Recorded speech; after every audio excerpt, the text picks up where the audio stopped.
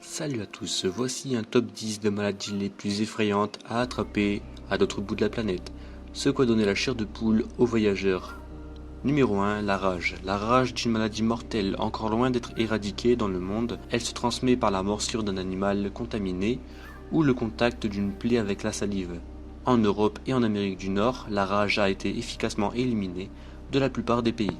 Mais elle reste encore une maladie endémique dans plusieurs pays d'Asie et d'Afrique. Numéro 2, la maladie mangeuse de chair. La fascite nécrosante est une terrible bactérie mangeuse de chair qui ronge les tissus et prolifère dans l'organisme de façon particulièrement rapide. Il faut bien souvent avoir recours à l'amputation des membres contaminés afin d'éviter la prolifération à travers l'organisme.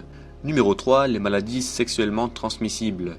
Ce n'est pas parce qu'on est en vacances qu'il faut oublier de se protéger. Présentes partout dans le monde, les maladies et infections sexuellement transmissibles représentent un fléau dans certains pays, notamment en Afrique et en Asie. Afin d'éviter tout risque inutile, on pensera à adopter des pratiques sexuelles sans danger et à se faire vacciner contre l'hépatite A, l'hépatite B ainsi que le virus du papillome humain. Numéro 4, l'hépatite A. Les symptômes de cette maladie sont facilement reconnaissables.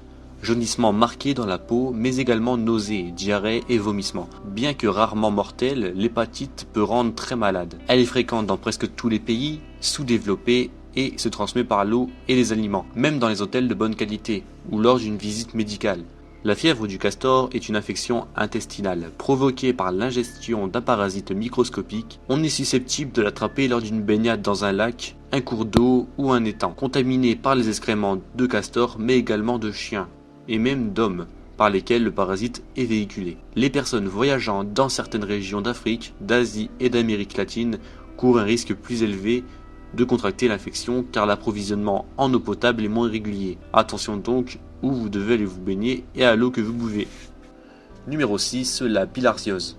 Avec le choléra et le paludisme, la bilharziose représente un des problèmes majeurs de la santé publique dans les zones tropicales. Cette maladie parasitaire est due à la pénétration à travers la peau d'un ver qui peut atteindre jusqu'à 2 cm de long. Celui-ci se loge dans les veines et peut pondre jusqu'à une centaine d'œufs par jour dans l'organisme du porteur, appelé aussi dermatite des nageurs. Ce ver peut s'attraper en baignade dans les eaux contaminées lors d'une expédition en rafting par exemple, notamment dans les pays subtropicaux comme la Martinique. Un traitement très efficace permet toutefois d'en guérir.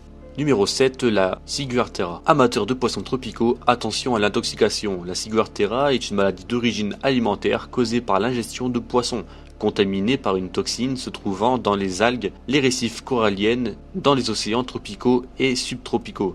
On évitera alors toute consommation de barracuda ou de vinano rouge, même décongelé ou cuit, particulièrement après des événements qui auraient perturbé les récifs coralliens, comme les tsunamis il y a 5 ans. 200 voyageurs ont été intoxiqués par la ciguartera en Colombie. Numéro 8, la méningite. En cas de méningite, il faut agir très vite. Cette maladie transmise par les sécrétions respiratoires, salive, éternuement, tout, peuvent entraîner des séquences graves telles que la surdité, l'amputation des membres ou troubles neurologiques, si elle n'est pas dépistée suffisamment tôt et soignée par les antibiotiques. Sa propagation se fait essentiellement dans les régions surpeuplées où le manque d'accès aux médicaments peut être lourd de conséquences. Afin de vous en protéger, un vaccin existe contre les 4 souches de méningite existantes. Numéro 9, la malaria ou le paludisme.